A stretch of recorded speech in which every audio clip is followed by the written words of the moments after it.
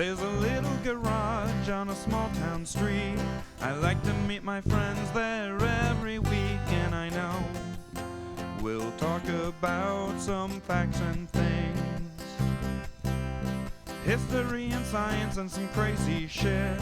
Talking it out with Alan, Ben, and Nick, and I know that it's gonna be a weird-ass show. Ooh, insanity abounds. Ooh, the world is spinning round. Now we're gonna break it down.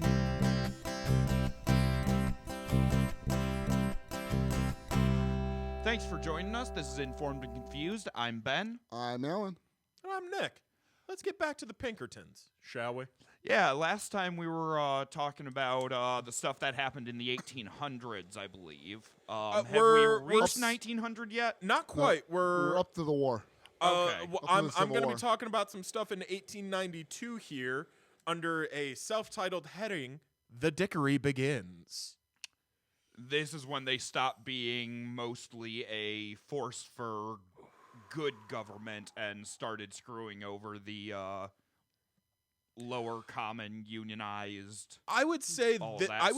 this is the era that creates the modern characterization of the Pinkertons as solely villains, which I feel, while I do not feel is inaccurate, I feel it is dishonest. Mm-hmm. Maybe overblown a bit? Do I think the Pinkertons' net legacy did bad and harm to the American people? Yes. Yes, I do. Do I think that disqualifies them as valuable from our history or important to talk about? Oh, fuck no. If anything, it makes them more important. This is where Alan Pinkerton's legacy slowly begins to die. And the legacy of the Pinkertons go on. I don't actually have it in my notes because I didn't actually want to talk about that, because at the end he was very super, I am a knight of capitalism, young people have no work ethic, fuck the working class. Okay. I take it his he got involved or took over or whatever. I'm not sure whether it was sons or his original business partner took more of a lead. It's a little hazy. Money is still. I believe it's, if I remember correctly, it's like his kids and his business partner's kids, and they kind of were fighting each other over control of the company at first. To my understanding, money is still in the money that the company is ultimately making, like the real money, the CEO money, is still in the hands of people with the last name of Pinkerton and Rikers. But yeah, past that, you commented things changed in the 1890s. Yes. What and the why? Well, not so much the 1890s. Really, just after the war, things started changing. Once the good fight was over, you've got a bunch of trained men, you've got a fuck ton of resources, more resources than you've ever had at your disposal before. You're going to start using them. You're all dressed up for the party with nowhere to go. I do believe it's at one point, at their height, they were actually bigger than the U.S. Army. Yep. In terms of personnel. Really? Yeah. Yep. Well, okay, there's no hard numbers to support that. I personally believe the claims. There were multiple governors that viewed it as a problem. I forget whether it was Pennsylvania or Ohio actually made it illegal for the Pinkertons to operate out of fear that they could overpower the state militia. Ohio. It was Ohio. Thank you. Okay. I knew it was one of the two. I just could not for the life of me remember which one it was. Thank you. Yeah. But yeah, they made money hand over fist during the war and expanded greatly in this time. After the war is when we see more of what the Pinkertons would ultimately become.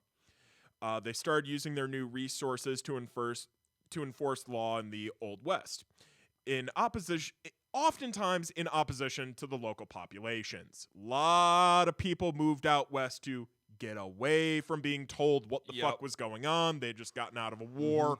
People wanted to unplug, disconnect, and run away. Get away from the government because, and all of that Because crap. no one could possibly feel similar to that in early 2021 at all. No one could have a feeling of wanting to escape. But company towns often use the Pinkertons to keep order, and I don't think I need to explain why company towns are bad. Pretty sure we're all aware of them. Pretty sure we're all aware of why they're shitty, and anyone supporting that is not good. When people are treated as assets rather than people, There Yeah. is no positive outcome. It was common to hear amongst citizens in these communities that they were better off with bandits than Pinkertons. There's Yeah. actually a couple of political comics that got the circulation back in the day to that effect. Like, it was part of the discourse. Like, I'm not exaggerating this. They were hated in their time, Okay. baby. Like, So the Pinkertons were really involved with running these. yeah, this Company is the era that earned them the nickname the Knights of Capitalism. For some folks, that doesn't sound so bad. For others in this day and age, I'm with you, comrade. I'm with you. When the Molotovs start flying, I know you'll be tearing rags for me. Don't even. Only out of self-preservation. Hey, that serves my needs. In the And words if I of can Mad get- Stan, and if blow I- it up. and if I blow can- it all up. And if I can get away with it, I'll be selling them to you. An anarchist, a communist, and a libertarian walk into a bar. And order a drink. Oh my God, we are a walking bike. We are a walking You're just joke, now yes. 3 seasons in. You're just now getting this? That was part of the ethos of the show. I thought I explained this. I think I knew on a Why do you think subconscious- he's always drinking? I knew on a subconscious level. I just never my brain never fully formed the picture until right now. Thank you for joining us this week on Informed and Okay. Confused, Hey. where we've had revelations. Hey, pound it. We didn't negate the premise. So back to the Pinkertons. Company towns in the 1890s. Which is going to bring us to Homestead, Pennsylvania in 1892. I figured we'd be talking about something further out west. That's almost home country. Oh, for they did plenty. that time. I don't need to talk about them going through the West and enforcing company towns and being cruel there. I don't need to talk about them going from coal town to coal town in the South and getting into fucking shootouts in the mountains. I don't need to talk about that because we're going to talk about something that's close enough to where we all live that we can make this personal. And for those listening out there, I'm sorry if you're not. This is to keep my hosts engaged and to keep the content fresh for y'all. We're in the American Midwest. How are you doing? But the issue begins in June of 1892 in Homestead. There is a Carnegie steel plant there. Carnegie? It's pronounced Carnegie, but yes. Okay. He's Scottish. Throw some I respect was on it. not aware that the pronunciation was...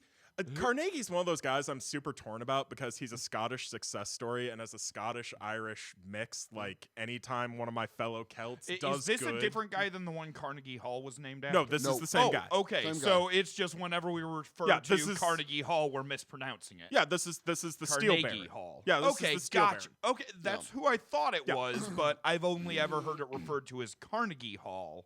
So The confusion. people like to mispronounce it. Okay, in all fairness to those people, it is spelled Carnegie, which, okay, phonetically, yes. looks like gotcha. You're Scottish, applying Gaelic pronunciation to things, Carnegie. Doesn't super duper matter. I'm sorry, lad. Oh, no, it's fun. We all good? We all on the same page? Yeah. Okay. Yep, Yeah, let's we're move good. on. Okay. By the 1890s, Carnegie Steel had become one of the largest producers of steel in the world. I saw something saying they were lock, stock, and two smoking barrels, the largest, but I also found things that simply Carnegie, listed them as one of. Depends I'm not on- They were confident being- somewhere near Yeah, the top. I'm not confident being declarative here, but they were good. No, you at a certain point in this particular era, U.S. Steel was the largest producer of steel in the world. Okay, yeah. It didn't hold that title forever. It certainly isn't now, but at its heyday, it Well, didn't was. they get bought out like 3 times? Aren't they technically not even Carnegie anymore? It doesn't matter. Doesn't Yeah, matter. Like, I'm Either pretty sure way. they got bought by U.S. Iron Works. Not the point. So Pennsylvania Steel Mill. Yes. Basically, Carnegie was determined to break the unions before they could even form in his factories with the help of a man named Henry Frey Frick, who was a business partner and the managing operator at Homestead. He was a bigger business partner of Carnegie than just running a steel mill. I don't want that to like be the takeaway here.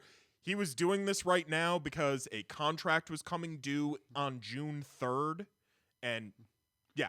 This was where he was needed at the time. Yeah, he was Gotcha. performing multiple high-level duties while working here. Yeah. Carnegie's plan would be accomplished by working a new deal before the expiration of the contract on June 3rd in 1892. Negotiating the new deal before things come to a head. Now, makes sense. Now, you all may wonder, how do you force a new contract with favorable results for you? Step 1. First, offer reduced wages. 2. Then, start locking factory doors. 3. 4. Fire everyone. 5 profit? No, it never gets to that point.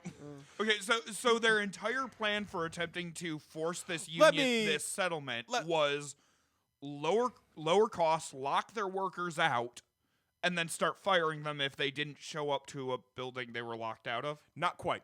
What actually happened was they went into negotiations at the start of June like they were scheduled to and planned to. The workers very clearly did not like what was put on the table. It was longer hours, less wages. And Carnegie's argument for paying them less was this idea that the workers' pay rate should be reflected by what the steel they made ultimately sold for. And because the price of steel fluctuated constantly, they should be paid less because steel was. So you were doing going constant down. labor at a constant rate with a constant output for inconsistent pay. Yeah, you can see why this is a big problem from the worker side of things. Like very much so. From 1,000 yards off, looking at what Carnegie's saying, it makes sense. But the second you walk close enough to scrutinize it, it's how it would actually play out. Yeah. No, that would have been horrible. I mean, Carnegie didn't give a shit. It was about him saving money at the end of the day. Like this was not for him. It was not about the workers. Capitalism. During the negotiations, as things start going south, Frick leaves his staff to continue the negotiations, heads out, and begins locking the doors to the plant with workers inside. What? Basically, like locking them in? Yes. You're not allowed to leave. Keep working. Yeah. We own you. Oh, it's also important to note that this... wasn't Pennsylvania part of the Union? Yes, it's important to note this steel mill. He doesn't mean that literally. Well, I mean, they kind of considered their workers like that. That's in a case. In a case, I buried a lead here. There's a very unique feature about this foundry. Okay. I don't know of too many steel plants that have this feature. It is a external architectural feature to the grounds of the building. Not the building itself, but the grounds. Take a guess what Carnegie built in his supreme paranoia. An armory? Reinforced concrete and mortar walls, baby. This shit was a sealed fortress compound. It was commonly referred to as being more like a prison than a factory by the people working there. So you're being locked inside the prison house while you're inside the walls because you're being told you're working more because we say so. Obviously, the workers don't like this and begin to rebellion. Strike. That immediately results in Frick claiming that everyone's fired, orders them off the property, and for the most part, people leave without a big problem that day. So he opened the doors again? To let them out? The next day, scabs are brought in, protests start, that old song and dance, and things stalemate for about a month. Although stalemate's not exactly accurate. Scabs are getting the shit kicked out of them. Frick's getting death threats.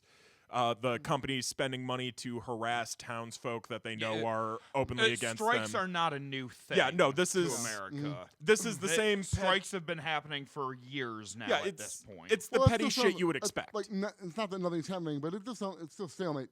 Both sides are attacking the other in their various ways. No one's gaining ground. it is a battlefront, but neither side is gaining ground. Yeah, no one's gaining ground. Basically, they're just assembling outside of Fort Frick every day and trying to keep the scabs Assault out. anyone who's trying to get in. Yeah, I love that, by the way. They called it Fort Frick because of the fortifications and the asshole who was running the place. Frick. Fort Frick. It's a good name. No, like, it totally is. Like, for a time when nicknames all sucked, that was good. Alliteration for the win. Yeah. As well as the slight similarity to fuck. Yeah. Things were pretty quiet as time like this can be. I just realized that might be why instead of swearing, my grandpa always used to say frick instead. Maybe. He was definitely a Union boy back in the day. And maybe had his then. opinions against the Pinkertons. Maybe then. In any case, things are pretty quiet until the morning of July the 6th. At this point in time, Frick has decided to bring in Pinkertons to restore order to the factory, maintain security, and break the striking line outside of the factory by any means. He brings in 300 Pinkertons on 2 barges. That is a damn army as far as they have go. to tug these barges in. They're so large they can't actually navigate the river that's supplying water to the foundry. And this is back at a point in time when you need a water wheel to run this tools is all, and shit. How many strikers were there actually around the factory? Kind of hard to tell. Some historical accounts claim it's basically the whole town. Other historic accounts claim that, it's basically just the workforce for the factory and their families, which probably is still would have been a couple hundred. That's still going to be like half the town, though, which is still going to be sizable in these communities. Well, if this was a company town, everyone in town worked for the company. Yeah, I mean, it's safe to say a couple thousand. That's okay. what I figured. Okay. That's what I figured. This is not an overwhelming force. It's definitely less than the amount of protesters I just out think here. I just think there's still a massive number. Dude, I just think there's some weird pass at Thermopylae shit with 300 going. There is definitely a poetic coincidence there. Though technically there were considerably more than 300 people at the Pass of Thermopylae. But we're not getting into Athenians that. don't count. They weren't Athenians. They were Either way, doesn't matter. I'm guessing all of these Pinkertons they sent in on the barges were heavily armed with and Winchester rifles. Every account includes that they are armed with Winchester rifles. Winchester, the choice of a generation. Well, they were a good company back in the day, and because the I'd Pinkertons love were to have a good officially a Winchester. government agency, of course they went for Dude, the best a nice lever action. Even if it was in something stupid like 45-70. Oh yeah, Winchester, good guns. They didn't mean to send us down on another spiral, folks. I'm sorry. By the end of the war, pretty much any Union soldier who could afford it bought their own personal Winchester rifle. They were good rifles. It's literally impossible to Winchester talk repeater. about this point in time without talking about Winchester. I'm not trying to go on a gun rant. I'm at in period. It's no, nice lever action, one of the silver finish ones. No, those were fucking workhorse guns, man. Yeah, you call it like the Mauser of its day. Because the Mauser. No, because Mausers were always cheap pieces of shit that were just made to work. Yeah, but they were prolific though. They were a preferred gun of a lot of people. The freaking British Army almost adopted the Mauser because they got their ass kicked I have Boer feelings War. about the Mauser that have nothing to do with 300 this. Pinkertons show up on barges. I'm into this I'm town. trying. with do they Winchesters. immediately go after the people around? Are they No. sent in No. stealthily? Are they disguised? Please, if I may. If you could get off your Winchester, yes. Can I get a cigarette? I'm not getting off my Winchester. This is America. You set me up for it. You don't get to shake your head.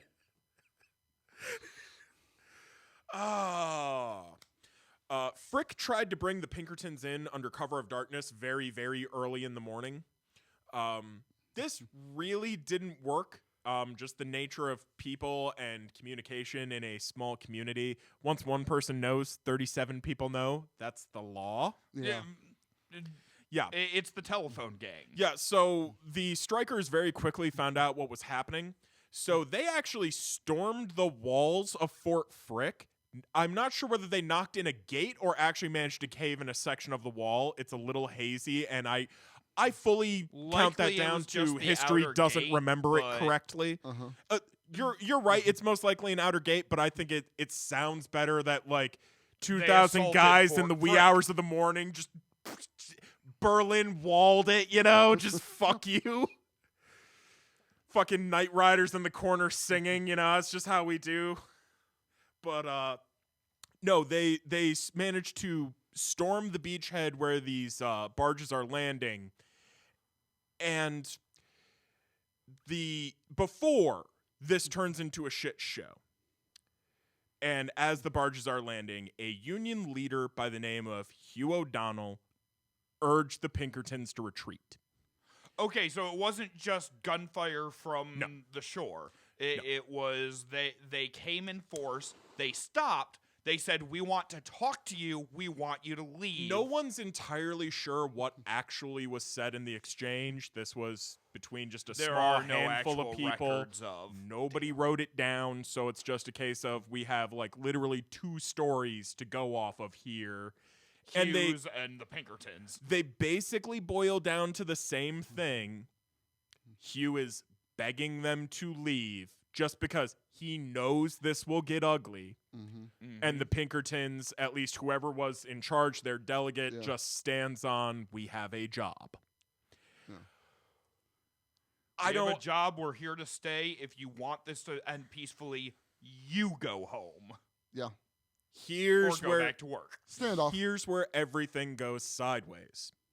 No one has any fucking clue who fired the first shot. No one ever has Nobody a clue ever who fired knows the first shot.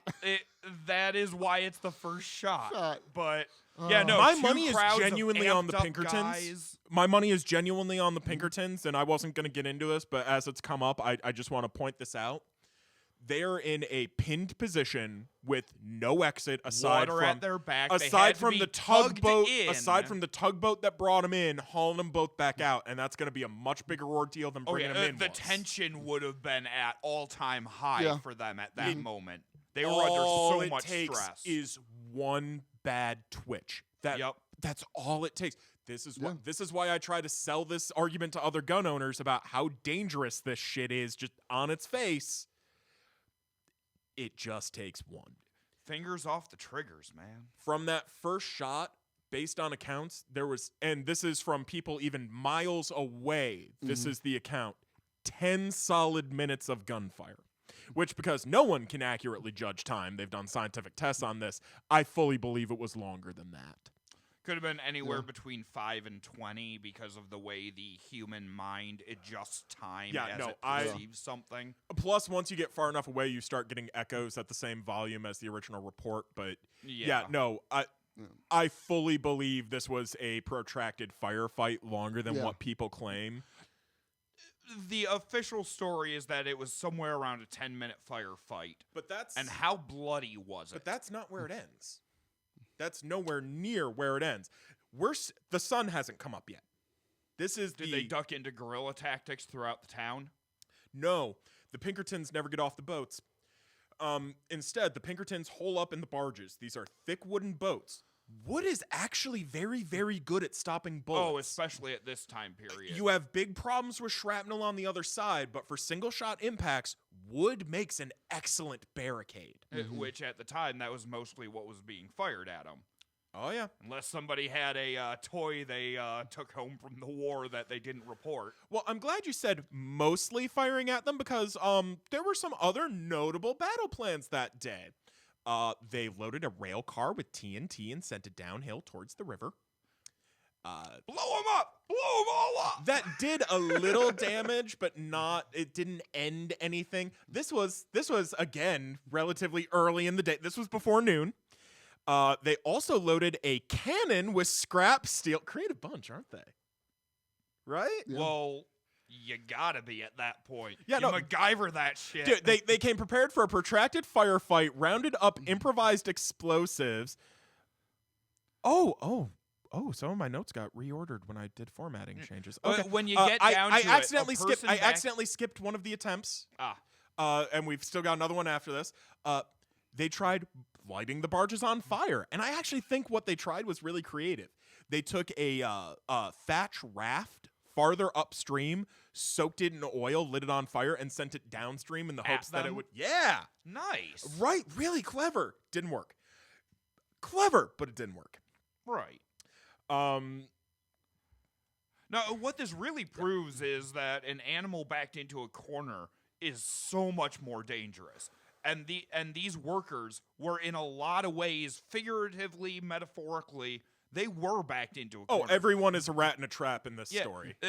They had nothing.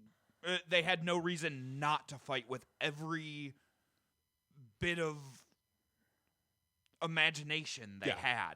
And they really did an amazing job, even if they weren't all that successful. Yeah, I mean, like, the cannon doesn't get talked about much because that actually did more damage to the Union strikers than it did the Pinkertons. Yeah. Cannon? Yes, they loaded a cannon with scrap steel. Yeah. And pointed at, okay. They said scrap steel. I didn't. Hear I know the they definitely for sure accidentally straight up murdered one of their own guys, and they injured a bunch of others with this. Yeah, pretty much. Well, he was well down. They were firing downhill. They're not ballistics experts. There was a lot in play there. Well, and if you're what they made was functionally grape shot. Yeah, it was grape shot functionally. Giant shotgun. Mm-hmm. Yeah, no, like they hammered these guys. To the Pinkertons' credit, they held out well, but they had obviously enough of them survived that this turned into a thing. They had immediate casualties and huge number of injured individuals. They started using they had to retreat back. They started using the tugboat that brought them in to hold wounded and dead until it got to the point that it became so loaded that they were worried about it capsizing. The tug left. The men left in those barges were left in those barges. Wow. Yeah. No possible escape. Wow. Mm-hmm. It's shortly hereafter that the Pinkertons realize what's going on and attempt to fly a white flag. And every version of this story ends with some amalgamation of what I'm going to give you my version of. They promptly place a white flag, I imagine very cowardly, with just an arm sticking out behind a solid object, and just like, guys, cacophony of gunshots, and a small scrap of fabric that is slowly burning falls to the ground as the stick breaks. They were not, the townspeople were not having any of that surrender. It was a full 12 hours before the people of Homestead made willing contact with the Pinkertons after that. Wow. Yeah. That is intense. Sadly, it's not quite done yet, and the reason this gets painted as horribly as it does is the way it ultimately ends. The Pinkertons had been in a lot of gunfights with locals before this. This was not a new thing. This was gonna be bad press for them, but it was a type of bad press they were used to. Well, and 12 hours, that gives enough time for the tug to have gone up or down river to another It didn't come back. Oh, well, but it could have radioed into... There were no radios. Oh. Telegraphed, maybe. Telegraphed into... Well, that's assuming it doesn't. That's headquarters. assuming it doesn't have to be routed through Homestead. So this isn't a tale of reinforcements coming from the tug informing not the at all. Pinkertons. Okay. Nope, not in any way, shape, or form. This is why the Pinkertons get painted as victims in this more often than not. The people of Homestead, with a full mob escort, is the way I will put it, allowed the Pinkertons off the barges onto the beach, and then with them corralled, surrounded, and being abused, beaten, assaulted while this is going on, were then led to the train station, beaten, battered, prodded Shoved onto on the a train, and kicked out of town. Yep. Then put them through a gauntlet, basically. Yeah. Several people had very serious injuries at the end of this, unrelated to the day's battles. Like this was bad. No, I can imagine, townspeople throwing bricks and shit at It was them mob and- justice, which, as I believe all of us are well aware, ain't justice. No. I believe after they shot through that white flag, by our modern standards, it would technically be a war crime, would it not? Yes. Yes. Yeah. They refused to They accept tried the to surrender, and they just kept attacking That them. said, refused to accept the the surrender. Pinkertons are not a military agency, so they do not have the capacity to surrender under that type of treaty provision. So, But at this But time, you had people who were not those trying to weren't- hurt you. if we're trying Yeah. to split hairs with it, you're absolutely fucking right. Different crime against humanity. No, then no, might be you're more no, apt no, term. you're right. You are This, correct. this is wrong, and I want to be very clear. I am with the people of Homestead defending their shit until they become vindictive. Yeah. That is Yeah. when when the fight's over and they're still out for blood. That's when I draw offense, and that's more or less what happened.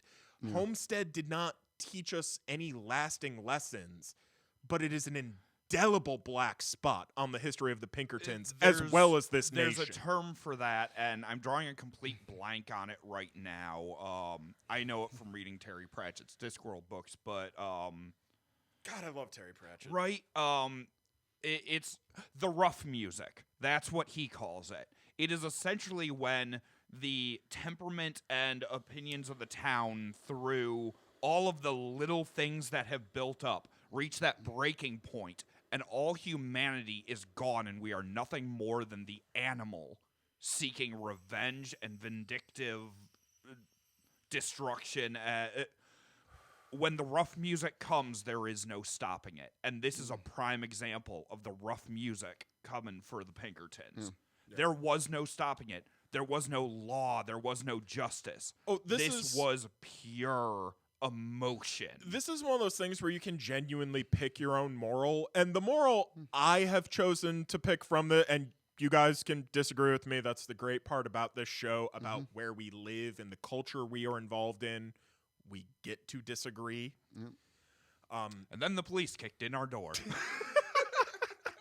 That's only if you disagree with the wrong people. And we've already shown that none of us are right. And my train of thought's completely fucking destroyed. Yes, success. Your moral takeaway from the story? Yes. Back to Ben's point about when people are backed into corners becoming animalistic, because you can pull that from both sides of the story. Mm-hmm. But the moral that I choose to pull from this, and it's singularly on one side, is the lengths people will go to when they've been denied something basic. The idea of a living wage in this country, of being able to support yourself, your family, that's a very basic, very old concept for this nation. And it is amazing how hard people were willing to fight to maintain that ability and that right. Yeah. That is the moral that I choose to take from this. It is definitely a lesson to take away from it. And I would have to tend to agree with it, just on my own views of the rough music and everything. This was the I don't think you'd be Cox surprised. coming No, home. the moral I take away from this is slightly different than Oh, yours. I'm sure. I was positive it was going to be. I was actually hoping you would share. Moral I take away from this story is something along the lines of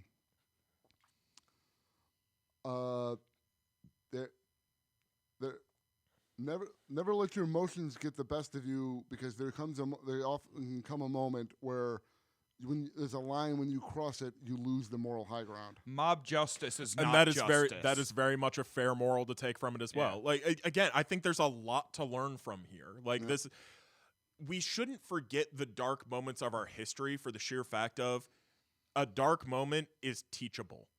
Sometimes the bright, happy shit is not transferable, because sometimes what makes somebody happy does not work for the next person. Like teachable moments pain. in history. We all know pain. Yeah. If the people of that town, the town of Homestead, had taken all that effort and energy and actually set up like a defensive perimeter type thing, and the Pinkertons had attacked them and they'd beaten them back after they charged them like 3-4 times, it would have been a different narrative. It'd have been functionally the same outcome. The Pinkertons getting their butts kicked and having to retreat, but the moral balance there, and the image and the message would have been much more clear. It would have been because a they would have completely different acted narrative. in their own defense Would it affect rather your than being vindictive, as you say. if we change none of the events as we know them, but if we could conclusively prove somehow that the Pinkertons fired the first shot, would that affect your viewpoint?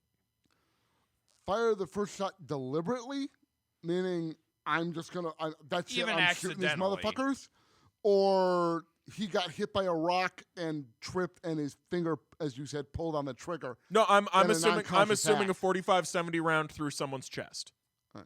Well, but are you saying the You're first assuming bullet intentional rather than discharge, accidental. or the first conscious act of No, violence? I'm saying that gunshot that started the 10 minutes of gunfire that started this thing all off. I'm saying it depends on if history had a account of this person fired the shot, they did so knowingly, willfully, viewing it as their duty, job, obligation, whatever however you want to word it. That's what I was looking for, was the clarification. But yeah, a case of you can conclusively say the Pinkertons fired the first shot with intent. Yeah. Does that change your view at that point? Only slightly. That makes them more justified in that gives the people of the town the clear moral justification at the start of the fight, because they were attacked. Not for everything that happened. But again, after. the minute the Pinkertons stopped fighting, I really like the dynamite boxcar. I just love that. There's some Wile E. Coyote about that shit that I love. No matter how it turns out, as soon as that white flag was raised, the town lost any moral high ground because they weren't a threat anymore. Exactly. They were attempting to surrender, and that puts it at the town's unless the fault. Pinkertons were trying to false flag that shit, which I didn't see any evidence that there was any intent on them luring him into a trap or something. It was a legit surrender, but there are no good accounts. it makes sense given their situation. They were fucked. Given their experience, the idea of a false flag attack would not be out of the question. There are also notable examples of them flying fake flags of surrender, like going after coal towns, where no, they were getting their ass kicked, they tried to surrender, the town relaxed for a day, and they show up the next day. That's happened. Okay. So it's not unheard of for them to play dirty. It's not the common tactic, but it's one that they've done. It's been publicized. It's the Pinkertons had a rough reputation at this point in time, and it was earned. And this is even with all of the good they had already done. Yeah, it was earned. Yeah. Well, but like you said, in that scenario, again, the town gets the moral high ground up until that moment. The moment they start attacking people who are unable to defend themselves or not defending themselves, this is bad the whole way. Then we go back to where we're at. Yeah, I don't want to try and say that I'm. It's one of those things in life. There is no truly neutral party. You do pick a side. Even neutrality is a statement of a side. Yeah, and then I'm with the people of Homestead. Well, and again, the first shot issue aside, if we assume let's assume it was an entirely accidental event, which is honestly what I think it is. I do believe the round came from the Pinkerton side. I've explained my reasoning. Yeah, well, because like you said, it could just as easily be one guy who's just fed up with a gun. Maybe he's never used the gun before that he's got in that crowd, he doesn't know what he's doing, and he accidentally fires off a shot. Given the time period, the high number of veterans on their payroll, dude could have been hungover from drinking the night before a mission because, hey, tomorrow we go forth and we may die. You don't know. A dude could have just been seeing double and it slipped. Well, I'll also point out, just came out of the war, you're looking at veterans, PTSD, he's got guns pointed at him, he got pow! Oh shit, what did I just do? Which is why I fall into the camp I do with this, and Either way, this was a very serious issue with the Pinkertons in this time. Well, you want to talk serious issues? They're not done. Well, they're still fucking around. That's what I'm leading into is, okay, this is what happened in 1892. So this is just sort of a capstone on this discussion because details are still coming in. A lot of what I found from news sources was repeating the same few details, and it's because things are currently in the courts, and we are not supposed to know certain things yet, and we will once some sort of decision is reached. Well, before we get to that, there's 130 years or so. Mostly dickery of fighting unions. Nothing very important. I mean, because after this union issues. Well, yeah, but again, just union busting. Okay. Yeah, no, union busting. That's still what they're doing. After that, note to mention. No, after that, the notable roles of the Pinkerton Detective Agency that we were applauding at the start of this, that became the role of municipal departments of the government, social services, police departments, various government agencies took over those roles. So they just became this private army, for lack of a better descriptor. There's not a great description for what the Pinkertons actually are. Private security is the technical term. That is what they get. That's what they get so banded they're not about even a lot. really a detective agency anymore. No, they're mostly data analysts. Okay. But yeah, thanks. Well, in today's day and age, data analyst is security. Thanks to leaked documents coming from inside Amazon's management teams, we know that Amazon employed the agency to spy on its employees in order to prevent humans forming in the blue-collar roles of their company. They hired absolutely no analysts to look at their white-collar managerial staffing areas. This was only on the warehouse level, only their blue-collar people, the sorters, the packers, the people actually keeping the company afloat. Okay. Documents include internal company job listings for intelligence analysts, specifically emphasizing the work would be of a highly confidential nature and specifically to spy on organized labor, activist groups, and political leaders. When this all very first broke, this was still up for about 2-3 weeks. And Amazon caught wise to, people know, and this is a public domain, even though it's our internal listing. Did this people break started during looking at the it. whole issue with Amazon during 2020 and COVID, or was this before that? When did this actually break? I believe this started in 2018. In terms of how long Amazon's had them on the payroll, signs point to 2009. Mostly, I was asking, when did all of this come to light that you're referencing right now? 2018 for the most part. Things came in just little trickles at first where it was like, they're employing the Pinkertons. We don't really know why, but here's what the Pinkertons usually do. Okay. Well, because you commented that things are just coming to court and stuff in the next year or two. Things are in court right now, and over the next year or so, you're going to see this coming up periodically in the news as things are released. I don't really foresee legal action being taken. What Amazon did wasn't specifically illegal. It's just insanely scummy. Yeah. Business practices go all over the spectrum, and while this may be kind of low-handed tactics, nothing they're doing is necessarily illegal. Well, you remember the guy out of New York, I believe it was, who got a whole ton of press coverage when he tried to form a union out of his packing house. I do vaguely remember that. Yeah. Pinkerton agents were directly responsible for the information gathered on him. That is the people that informed Amazon of him and made this spitball the way it did, because if he hadn't gotten stomped out, he wouldn't have gotten traction. Right. It's that simple. Like he became a news source because of the way Amazon reacted to him. He was, I mean, no offense to him, but he was spinning his wheels up against a body that was physically so much larger than him, it wasn't going to move, and then they gave him the weight and torque he needed with attention. Yeah. I have complicated views on this whole mess. And we may get into it in another 4 or 5 seasons in a few years when all of this is resolved. We will probably have an update on this simply because this is going to get weird, and given the current debates we're having about labor rights in the U.S. and what is a appropriate wage and things of that nature, what are workers' rights is a conversation that's being had right now. This is going to come up again. But this is what we currently know. And what's really scary is we also know from public records as to what Amazon releases to its shareholders, like the receipts for what it's spending its company resources on. Mm-hmm. We know that they bought things like biometric heat monitors for the insides of warehouses so they can track your movement based on your body heat. I'm surprised. They're using the predator vision to get you. There's a disclosure when you go into an Amazon warehouse that basically they get to monitor all of your data through your shit. Like, they just get to have a link to your phone, and it's like, it doesn't matter what's on it. It's ours. I'm kind of. I was about to comment that I'm kind of surprised they didn't just make you download an app in the guise of being your clock-in maneuver that allows them to access your GPS at all times. There's that too. Like, It's really creepy Orwellian Big Brother shit. In the break rooms, they just play footage. You know how Meyer has the Propagandotron 9000? Yes. Yeah, instead, Amazon has the Theftatron 2100.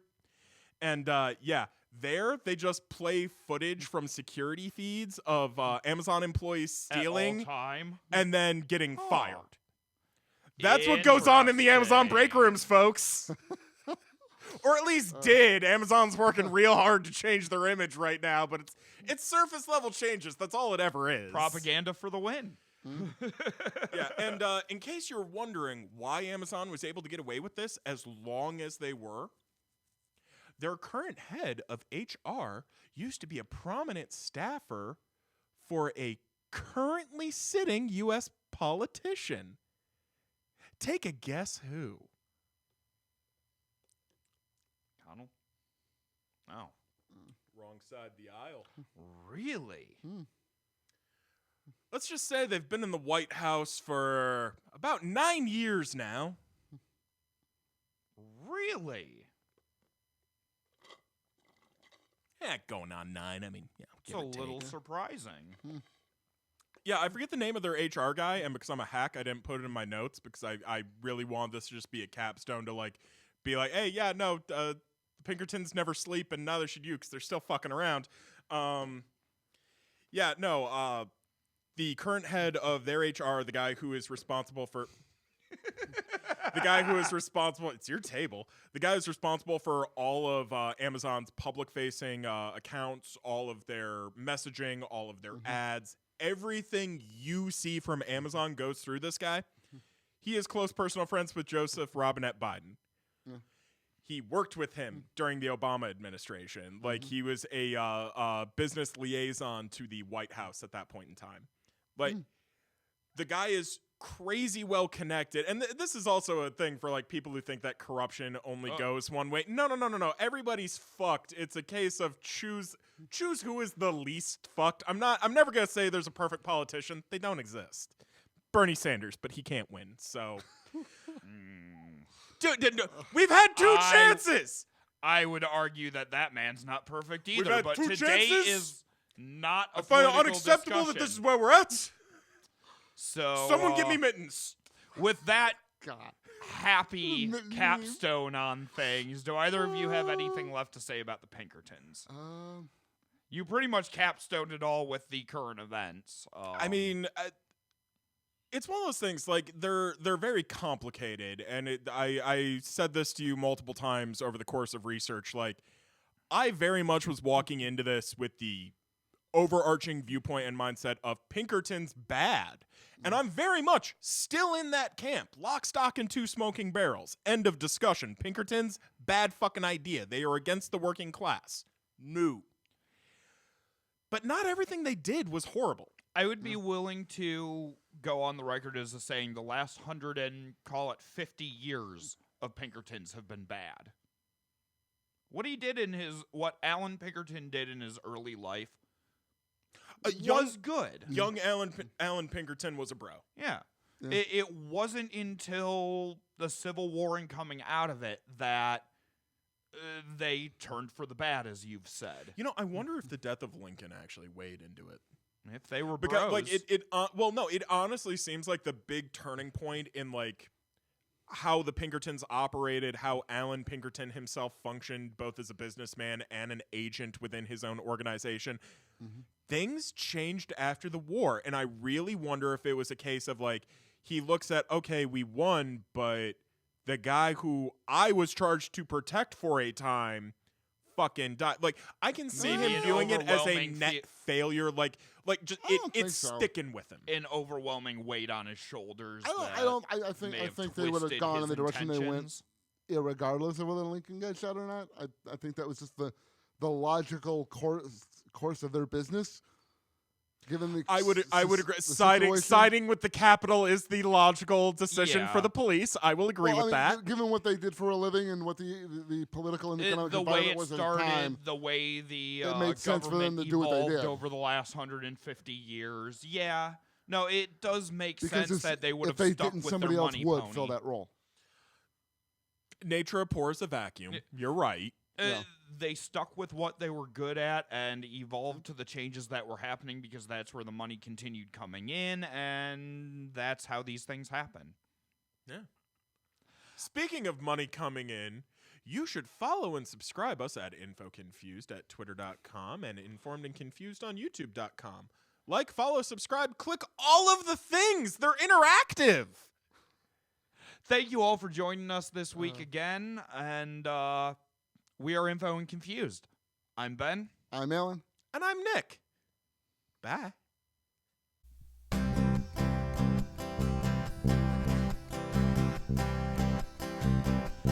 There's a little garage on a small town street. I like to meet my friends there every week, and I know we'll talk about some facts and things, history and science and some crazy shit. Talking it out with Alan, Ben, and Nick, and I know that it's gonna be a weird-ass show. Ooh, insanity abound.